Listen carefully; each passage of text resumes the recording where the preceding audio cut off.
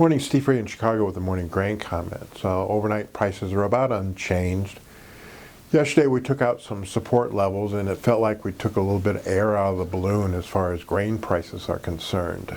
In the soybeans, I think that people are focusing a lot on the bigger crop estimates out of Brazil, and that could cut into our demand, raise our carryout. And with U.S. farmers increasing acres this year, it could sink prices lower. There are some people who think that the value of soybeans might be below $9 on the futures side if we don't have a weather problem in the U.S. Other bears have kind of given up on that prospect, thinking that maybe the Chinese demand is just so big that we need these acres in the United States and we need these big crops in Brazil. Corn market kind of followed lower, probably following the energy market and concern about just too much corn here in the United States. And even though farmers are going to lower acres, no weather problem yet, may offer some resistance to prices, and that corn may be worth $3.20 on a nearby contract this fall. The wheat market still has too much wheat around, and there's now rain forecasted for the southern plains. By the end of the next week, much of the southern plains could get between a half and an inch and a half of rain, and some of the northern and eastern areas could get as much as 2 inches of rain. And it doesn't sound like a lot, but you don't need a lot to grow wheat. And I think this is perfect timing, considering that many people say down there, especially in Kansas, eastern Colorado, and western Oklahoma, that the crops need a rain.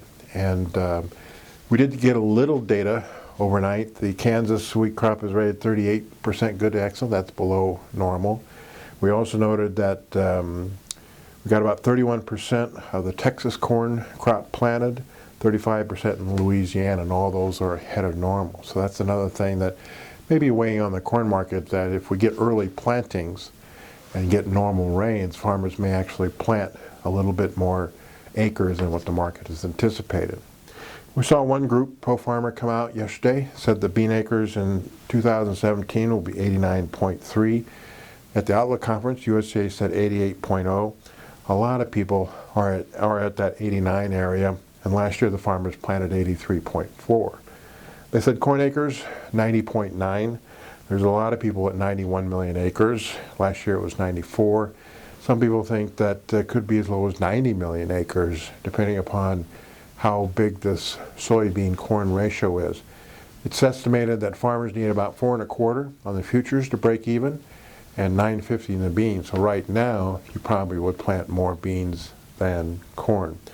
Outside markets, dollars sharply lower. There's some doubt that the U.S. Fed will speed new rate hikes.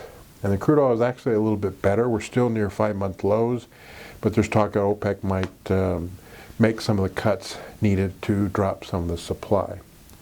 So as always, these are my thoughts and not those of ADM or ADM Investor Services, and have a safe and profitable trading day.